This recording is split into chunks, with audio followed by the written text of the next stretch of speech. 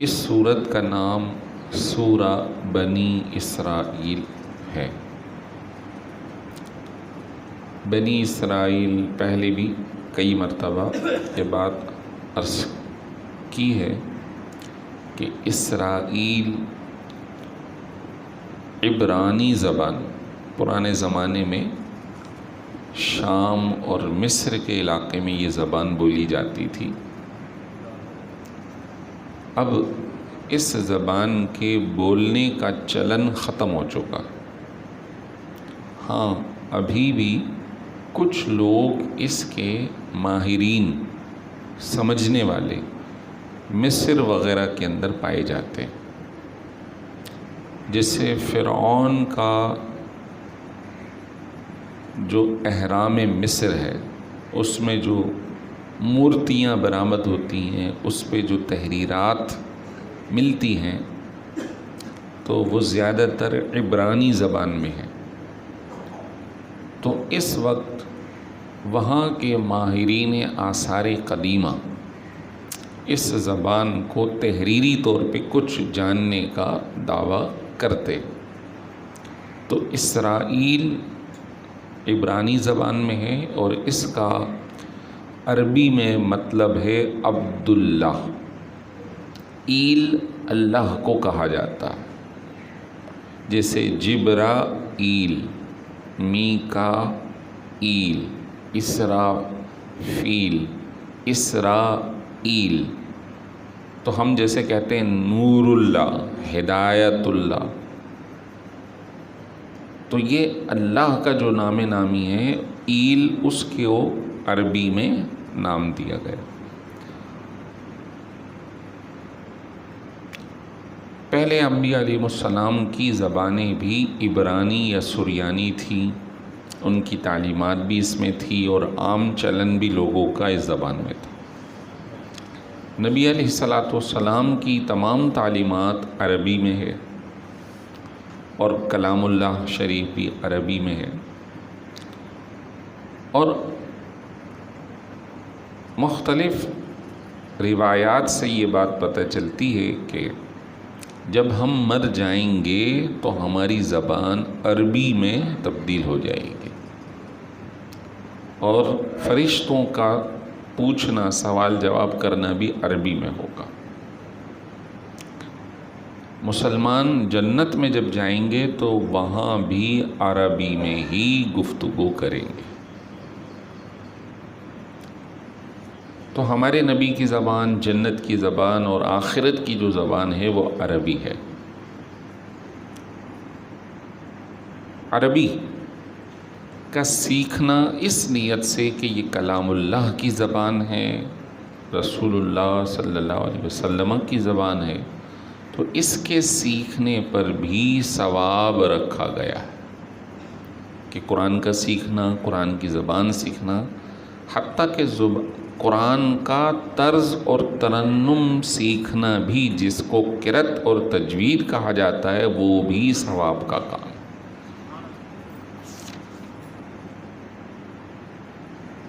بنی اسرائیل کے اندر کیونکہ حضرت یعقوب علیہ السلام کی قوم اور امت کا تذکرہ بڑی تفصیل سے آیا ہے، اس وجہ سے اس سورت کا نام ہی سورہ بنی اسرائیل رکھا گیا ہے۔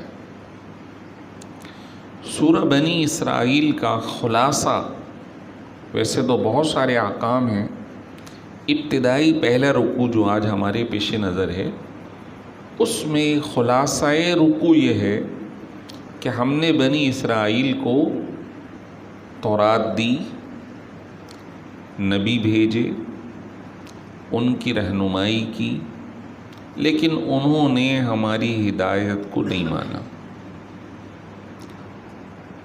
بلکہ اس ہدایت کے خلاف ہو گئے۔ تو ہم نے پھر دوسری قوموں کو ان پر مسلط کر کے انہیں ملیہ میٹ کر دیا، انہیں قتل کیا۔ یعنی اللہ تعالیٰ فرما رہا ہے ہم نے ان کی تباہی مچا دی، ان میں ان کو تباہ فرما دیا، عذاب آیا۔ پھر جب وہ کچھ سدھرے پھر انہیں عروج دیا۔ پھر انہوں نے نافرمانی کی تو ہم نے پھر ان پہ مسلط کر دی۔ اچھا، قرآن پاک کے اس رکوع میں یہ بات کیوں ارشاد فرمائی گئی؟ امت مسلمہ کے لیے، تم ہماری بات مانو گے تو ہم تمہیں عروج دیں گے، تم ہمارے حکم کی نافرمانی کرو گے ہم تمہیں دبا دیں گے، پچھلی قوموں کی طرح تمہیں تباہ کریں گے، تمہیں ضائع فرمائیں گے۔ یہ اس پورے ایک رکوع کا مرکزی حصہ ہے۔ اس سورت کا آغاز اللہ کے پیارے نام سبحان، پاکیزگی سے ہوتا ہے۔ سبحان الذی اسرا، ہر عیب سے پاک ہے وہ ذات کہ جس نے اپنے بندے کو مسجد حرام سے رات میں سیر کرائی مسجد اقصی تک، الذی بارکنا حولہ لنریہ من آیاتنا، وہ مسجد اقصی کہ جس کے ارد گرد ہم نے برکتیں رکھی ہیں تاکہ ہم اپنے بندے کو وہ ساری برکتیں دکھائیں۔ انہ هو السمیع البصیر، بے شک وہ سننے والا اور دیکھنے والا۔ اتفاق ہے کہ پچھلے ہمارے اتوار کو یہ سپارہ پچھلا والا مکمل ہوا اور یہ شروع ہوا، تو پچھلے اتوار کو ہی 27 رجب کا دن تھا جس میں معراج نبی صلی اللہ علیہ وسلم کا ایک عظیم الشان معجزہ ظہور پذیر ہوا۔ اسی مناسبت سے گویا یہ آیتیں بھی ہمارے سامنے آ گئیں۔ تفسیر کے مطابق نبی علیہ الصلاۃ والسلام کا یہ معجزہ وہ ہے کہ آپ سے پہلے کسی نبی کو یہ معجزہ نہیں دیا گیا، اور یقیناً آپ کے بعد کوئی اور نبی ہے نہیں تو یہ مقام کسی اور کو مل نہیں سکتا۔ آپ صلی اللہ علیہ وسلم جب معراج پر تشریف لے کے گئے ہیں تو جہاں بہت ساری باتیں کھل کر سامنے آئی ہیں، اس میں سے ایک بات یہ بھی ہے کہ انبیاء علیہم الصلاۃ والسلام سے جو پچھلے گزرے ہوئے نبی ہیں، آپ علیہ الصلاۃ والسلام کی ان سے ملاقات ہے، اور وہ ہے مسجد اقصی میں۔ مسجد اقصی اس وقت فلسطین میں، اور یہ پرانے زمانے کے اندر ملک شام کا ایک حصہ ہوا کرتا تھا۔ ملک شام سرزمین انبیاء کہی جاتی ہے کہ انبیاء علیہم السلام کا مرکز ملک شام رہا۔ ملک شام پرانے زمانے میں ایک بڑی سلطنت تھی جو کہ دائیں بائیں پھیلی ہوئی تھی۔ زمانے کے گزرنے سے یہ ریاست یا یہ سلطنت مختلف حصوں میں تقسیم ہوئی ہے۔ یہیں سے حضرت ابراہیم کا ظہور ہے، یہیں پہ حضرت موسیٰ علیہ السلام کا تذکرہ ہے، یہیں پہ حضرت زکریا، حضرت یعقوب، حضرت اسحاق، حضرت اسماعیل، حضرت یحییٰ علیہ السلام گویا مرکزی ہے۔ اس وقت مسجد اقصی میں حضرت اسحاق علیہ السلام کی قبر مبارک ہے، حضرت یعقوب کی، حضرت غالباً کہ اسماعیل علیہ السلام کی بھی ادھر ہی ہے، حضرت ابراہیم علیہ السلام کی ادھر ہے، حضرت زکریا کی ادھر ہے، حضرت یحییٰ کی ادھر ہے، حضرت عیسیٰ علیہ السلام کو بھی وہیں پر ہی آسمان پر اٹھایا گیا۔ تو یہ مرکزی جگہ ہے۔ لیکن ہمارے نبی محترم صلی اللہ تعالیٰ علیہ وسلم کو اس مرکزی حصے سے ہٹ کر مکے میں، جہاں پہلے نبی علیہ السلام میں حضرت ابراہیم تشریف لائے ہیں، لیکن وہاں تبلیغی سلسلہ آپ کا نہیں رہا، بلکہ تبلیغی سلسلہ واحد نبی علیہ السلام کا رہا۔ اس سے آپ کی شان و عظمت کا اظہار بھی ہے کہ کل کو کوئی یہ نہ کہہ سکے کہ پرانی یہاں پہ تبلیغی کوششیں اور سعی جاری تھی، انہوں نے اس کو مہمز لگائی، آگے بڑھ گیا۔ نہیں، حضور نے ابتدائی طور پہ یہاں سے آغاز کیا، اور پھر اللہ نے اس میں وہ برکت دی کہ پوری دنیا اس تبلیغ سے، اس نور سے روشن ہو جاتی۔ انبیاء علیہم السلام جب مسجد اقصی کے اندر سب تشریف فرما ہیں اور آپ علیہ الصلاۃ والسلام کو مسجد اقصیٰ لے جایا گیا ہے، تو سارے انبیاء علیہ السلام وہاں موجود تھے اور آپ علیہ الصلاۃ والسلام کی ملاقات ہوئی ہے۔ تو ہر نبی نے اپنے بارے میں خود تعارف بیان کیا، اور یہ جو تعارف ہے آپ صلی اللہ علیہ وسلم نے صحابہ کو بتایا کہ جب میں وہاں گیا تو میری ان سے ملاقات ہوئی، انہوں نے یوں کہا۔ تو حدیث شریف کچھ سماعت کرتے ہیں جس میں مکالمہ ہے آپ علیہ الصلاۃ والسلام کا اور نبیوں کا۔ مثلا سب سے پہلے حضرت ابراہیم سے ملاقات ہوئی تو انہوں نے یوں کہا، الحمدللہ الذی اتخذ ابراہیم خلیلا، تمام تعریف اللہ کے لیے جس نے ابراہیم یعنی مجھے اپنا خلیل اور دوست بنایا، وَأَعْطَانِي مُلْكًا عَظِيمًا، اور مجھے ایک بڑی سلطنت یا ملک عطا کیا، وَجَعَلَنِي أُمَّةً قَانِتًا لِلَّهِ، اللہ نے مجھے ہی ایک پوری امت کا درجہ عطا فرمایا یُؤْتَمُّ بِهِ، لوگ میری اقتدا کرتے ہیں۔ کہا وَأَنْقَذَنِي مِنَ النَّارِ، اللہ نے مجھے آگ سے محفوظ رکھا، وَجَعَلَهَا عَلَيَّ بَرْدًا وَسَلَامًا، اللہ نے میرے لیے آگ کو ٹھنڈا اور سلامتی والا کر دیا۔ یعنی انہوں نے جو اللہ کے انعامات تھے اس کا تذکرہ کیا۔ پھر داؤد علیہ السلام سے ملاقات ہوئی تو انہوں نے کہا کہ تمام تعریفیں اس اللہ کے لیے جس نے مجھے حکومت دی، مجھے زبور دی، لوہے کو میرے لیے نرم کر دیا، پرندوں پہاڑوں کو میرے لیے مسخر کر دیا، مجھے حکمت و دانائی دی اور فیصلہ سنانے کا منصب دیا۔ حضرت داؤد علیہ السلام کے ہاتھ میں لوہا ایسے ہو جاتا تھا جیسے کہ موم، آپ پڑھتے تھے تو صرف لوگ ہی نہیں بلکہ چرند پرند آپ کی زبان کو سنتے سمجھتے تھے، اور آپ کے لہن کو سننے کے لیے پرندے اتر آیا کرتے تھے۔ لہن داؤدی بڑا مشہور ہے۔ تو انہوں نے اپنی تعریف یعنی جو اللہ تعالیٰ نے انہیں عطا فرمائی اس کا اظہار۔ پھر حضرت سلیمان علیہ السلام، پھر حضرت عیسیٰ علیہ السلام۔ حضرت عیسیٰ کہتے ہیں کہ الحمدللہ الذی علمنی التوراۃ والانجیل، تمام تعریف اللہ کے لیے جس نے مجھے تورات اور انجیل کی تعلیم دی، مجھے مادر زاد اندھوں اور برس والوں کو ٹھیک کرنے والا بنا دیا۔ دیکھیے شفا دینے والا کون ہے؟ اللہ، لیکن نبی حضرت عیسیٰ کہہ رہے ہیں مجھے اللہ نے بنا دیا کہ میں برس والوں کو اور اندھوں کو شفا دیتا ہوں۔ فرق ہے اگر کوئی شخص اپنی ذات پر اللہ کے علاوہ کی بات کرے تو وہ کفر ہو جائے، اور جب یوں کہے کہ اللہ نے مجھے عطا کیا اور مجھے اس قابل بنایا تو پھر یہ اللہ کی تعریف ہے۔ کچھ لوگ ان باتوں کو سمجھتے نہیں، قرآن کی، نبیوں کی۔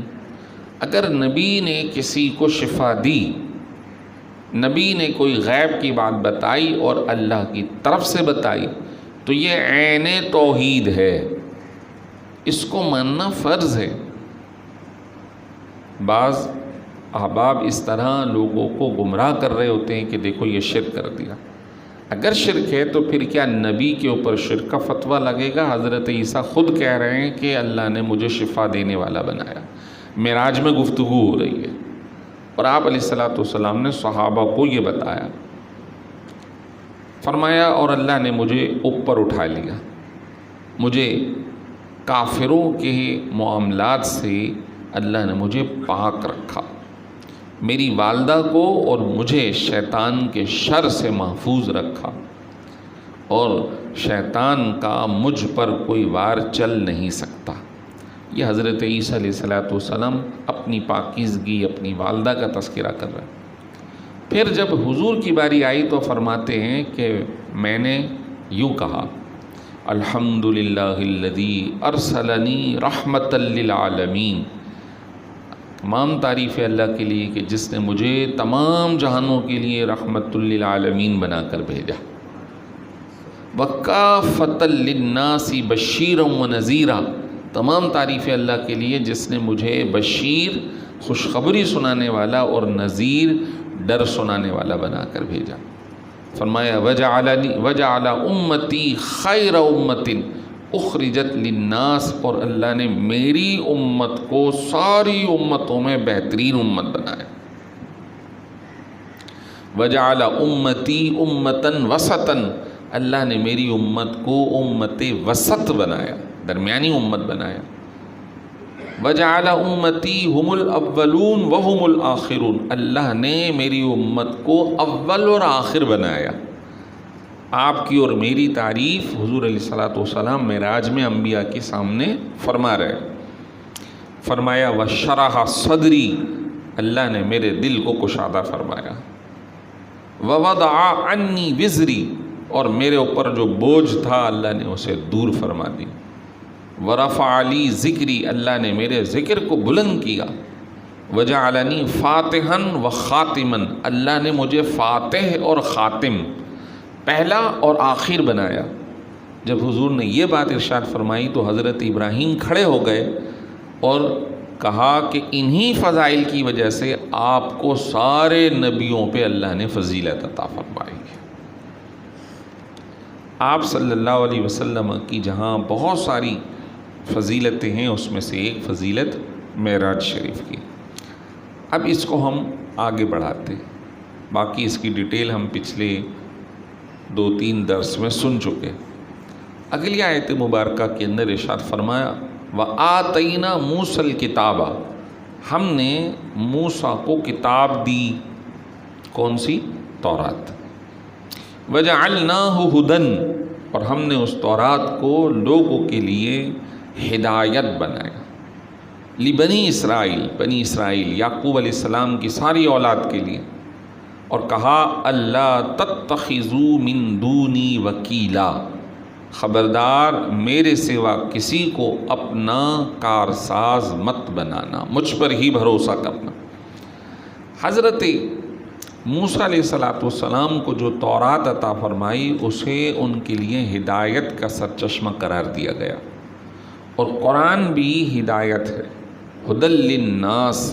قرآن کو صرف بنی اسرائیل یا مسلمانوں کے لیے نہیں بلکہ تمام کائنات کے لیے، تمام لوگوں کے لیے ہدایت بنائے۔ فرمایا ذریۃ من حملنا مع نوح، یہ جو ذریت ہے اسے ہم نے نوح کے ساتھ سوار کیا۔ کہتے ہیں جب سب کو معلوم ہے طوفان نوح آیا تو سب لوگ ختم ہو گئے سوائے حضرت نوح علیہ السلام کے ساتھ، کے بعد میں ان کے ذریعے پھر قوم کو چلایا گیا۔ فرمایا انہو کانا عبدًا شکورا، وہ بڑے شکر گزار آدمی تھے۔ احادیث طیبہ میں آتا ہے کہ حضرت نوح علیہ السلام جب کچھ کھاتے تو کہتے الحمدللہ، جب پہنتے تو کہتے الحمدللہ، جب وہ واش روم سے یعنی کہ فراغت کے بعد آتے تب بھی کہتے الحمدللہ۔ کیوں؟ کہ اللہ نے ہضم کی توفیق عطا فرمائی۔ اگر یہ رک جائے، فضلہ خارج نہ ہو، تو ایسی ایسی بیماریوں میں مبتلا ہو انسان جس کا وہ سوچ بھی نہیں سکتا۔ فرمایا وَقَضَيْنَا إِلَى بَنِي إِسْرَائِيلَ فِي الْكِتَابِ، ہم نے بنی اسرائیل کو بتا دیا تھا کہ لَتُفْسِدُنَّ فِي الْأَرْضِ مَرَّتَيْن، تم زمین پر 2 مرتبہ فساد کرو گے، وَلَتَعْلُنَّ عُلُوًّا كَبِيرًا، اور تم بہت بڑی سرکشی کرو گے۔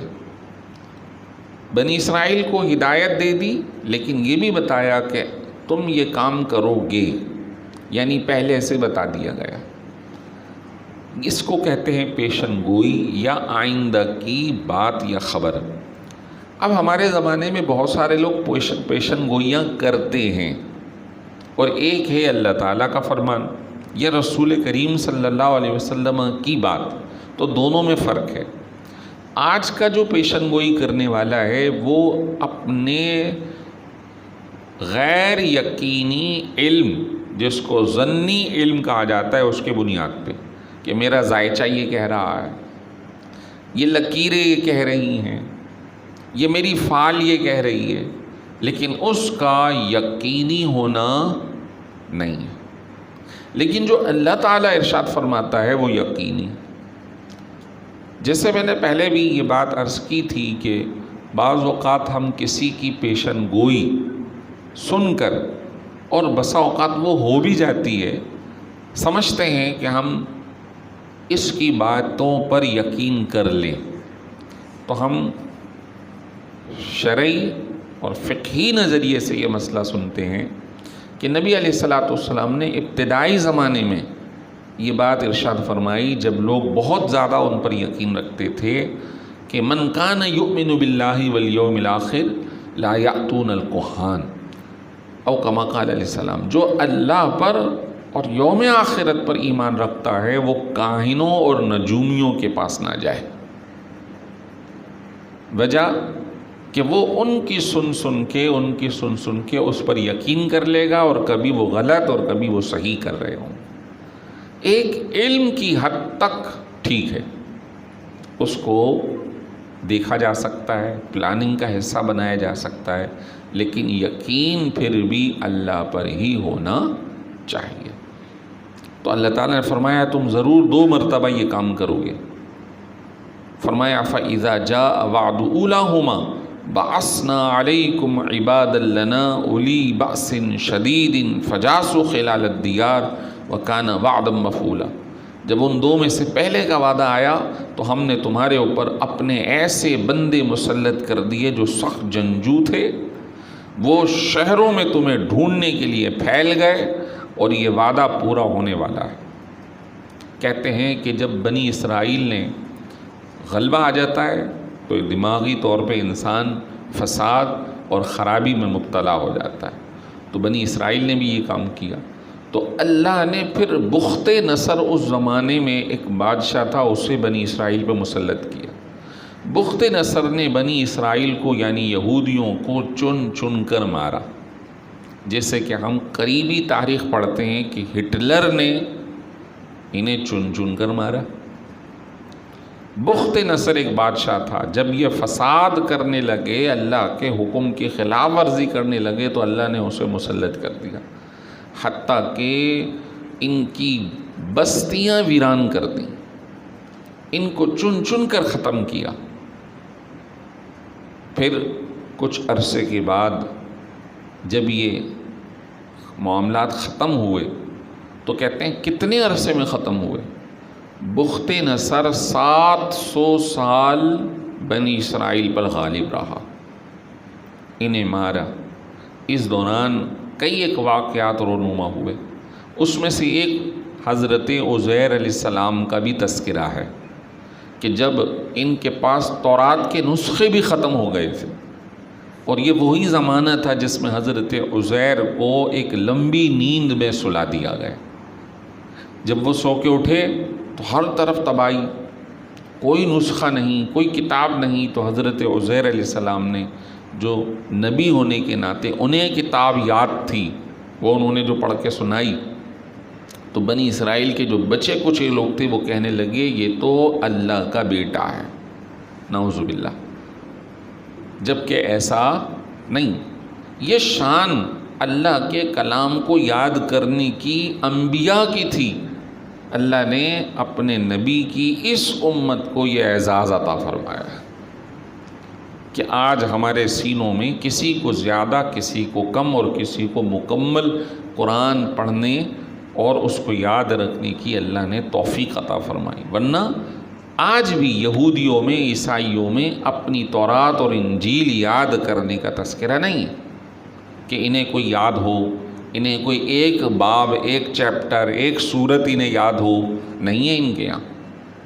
یہ اس امت کا اعزاز ہے۔ کسی کو سورہ یاسین یاد ہو جاتی ہے، سورہ رحمان یاد ہو جاتی ہے، کسی کو 10، 20، 30 سورتیں یاد ہیں، اور کسی کو اللہ تعالیٰ پورے قرآن کی توفیق عطا فرما دیتے ہیں۔ کچھ جلدی کر لیتے ہیں، کچھ دیر سے کرتے ہیں، لیکن اس امت کو یہ اعزاز ہے۔ تو 700 سال بخت نصر نے بنی اسرائیل کو تباہ کیا۔ اب یہ کیوں بتایا جا رہا ہے امت مسلمہ کو ہمیں؟ یہ اس وجہ سے بتایا جا رہا ہے کہ تم کسی گھمنڈ میں نہ رہنا، جب تک تم اللہ کے حکم کے تابعدار رہو گے، حکم الہی کو نافذ العمل رکھو گے، تمہیں ہم عروج دیں گے، اور جب تم اللہ کے حکم کی خلاف ورزی کرو گے تو تمہیں اونڈھیل دیا جائے گا، تمہیں پلٹ دیا جائے گا، تمہیں رسوا کیا جائے گا۔ میں کہتا ہوں کہ شاید آج ہمارا زمانہ یہی ہے۔ آج جو تنزل ہے پوری دنیا میں اوورآل دیکھیے، جس ملک میں چلے جائیے، اگر وہ ملک آزاد بھی ہے تو اندرون خانہ تنزل کا شکار ہے۔ اس کی اہم وجہ اللہ کے حکم کی خلاف ورزی، اور یہ بھی ممکن ہے کہ اللہ کافروں کو ہی مسلمانوں پر مسلط کر دے۔ ہے بعض علاقوں میں، جیسے ہندوستان میں چلے جائیے تو مسلمان اب ماتحت ہیں، اور جو حکومت ہے وہ کافروں کی۔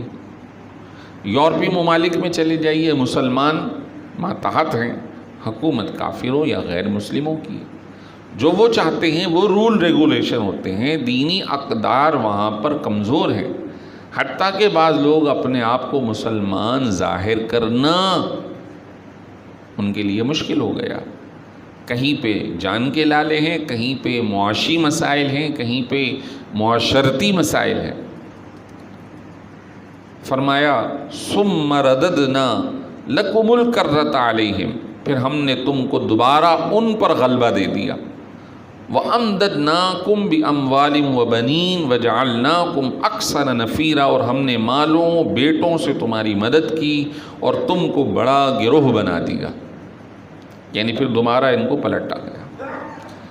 اب آگے ارشاد فرمایا ان احسنتم احسنتم لانفسکم، سن لو، اگر تم نے کوئی اچھے کام کیے، نیکی کی، تو یہ تم اپنے لیے ہی کرو گے، ہمارے اوپر کوئی احسان نہیں۔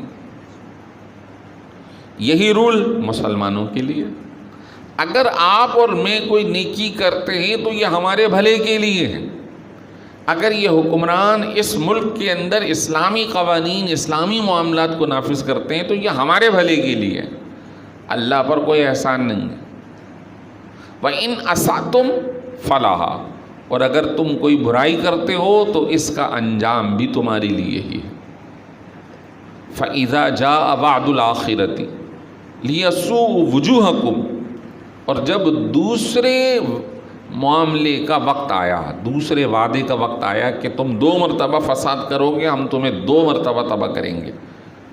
ایک مرتبہ بخت نصر آیا، دوسری مرتبہ پھر یہ ہوا جس کا تذکرہ تورات وغیرہ میں اس وقت بھی موجود ہے، اور اس آیت کی تصدیق اس وقت کی تورات کے اندر موجود ہے، جس سے پتہ چلتا ہے یہ کلام اللہ حق اور سچ ہے۔ انجیل یوحنا، جو کہ انجیل کا حصہ ہے، اس کے اندر یوحنا جس کو کہا گیا ہے وہ ہیں حضرت یحییٰ علیہ السلام۔ احادیث طیبہ میں آتا ہے کہ حضرت یحییٰ علیہ السلام اس قوم کو زنا سے منع کرتے تھے، حتیٰ کہ ایک بادشاہ نے کسی خاتون سے شادی کی جس کی ایک جوان بیٹی بھی تھی۔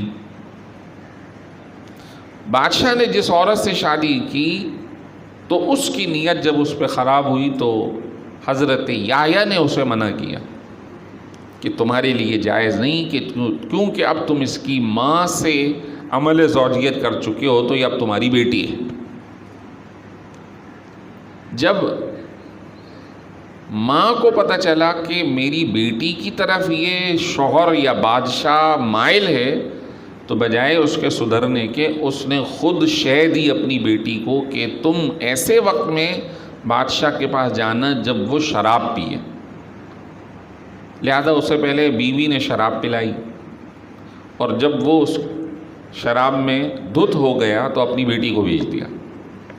اب جب وہ اس کی طرف مائل ہوا تو بیٹی کو کہا کہ تو اس سے تقاضا کرنا، جب تک وہ تقاضا نہ کرے، تقاضا پورا نہ کرے، اس وقت تک اس سے صحبت کی بات نہ کرنا۔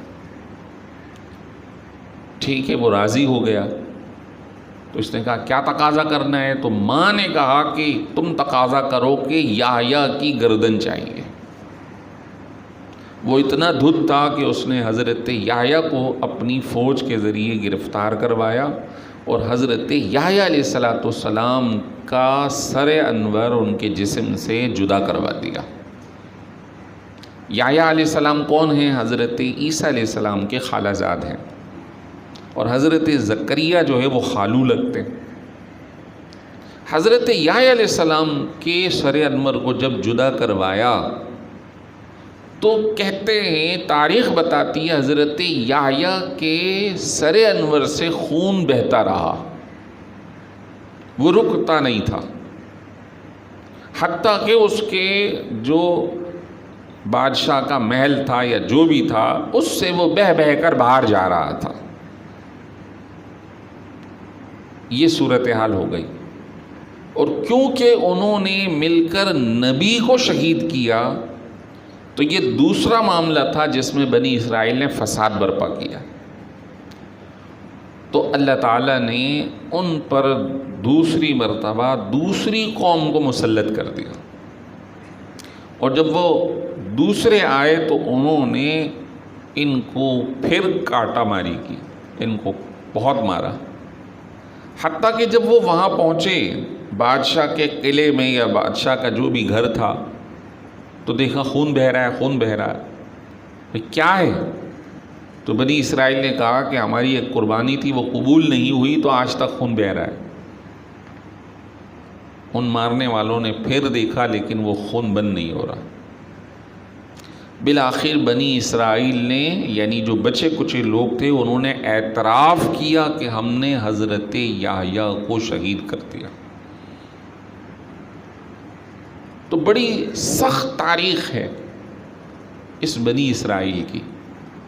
اللہ تعالیٰ ارشاد فرما رہا ہے کہ دیکھو، ہم نے انہیں ہدایت دی، ہم نے تورات دی، ہم نے انہیں موسیٰ دیے، ہم نے انہیں داؤد دیے، ہم نے انہیں یحییٰ دیے، لیکن انہوں نے ہماری بات کو قبول نہیں کیا، تو پھر ہم نے انہیں ملیا میٹ کر دیا۔ ہمارے لیے تذکرہ، ایک تاریخ سے سبق، اور اپنے آپ کو سدھارنا کہ اگر نہیں سدھرو گے تو تم پر بھی ہلاکت ہوگی۔ فرمایا جب دوسرے کا وعدہ آیا، لیسوء وجوہکم، تاکہ ان کے چہروں کو کالا کر دیا جائے، تاکہ وہ مسجد جائیں کما دخلوہ اول مرہ، جیسا کہ وہ پہلے مسجد میں داخل ہوئے تھے، یعنی جو ان کو مار رہے تھے، وَلِيُتَبِّرُوا مَا عَلَوْا تَتْبِيرًا، اور جس چیز پہ بھی چاہیں تو اسے غلبہ پا کر تباہ و برباد کر دیں۔ تو یہ ممکنات میں سے۔ اب اس پورے درس کا خلاصہ سمیٹ کر یہی ہے کہ ان تمام کاموں سے اس امت کو بچنا چاہیے جو اللہ کے حکم کے خلاف ہے، نہیں تو اللہ نے پچھلی امتوں کو بھی برباد کیا ہے، عذاب میں مبتلا فرمایا ہے۔ اس کے لیے یہ کوئی مشکل نہیں ہے۔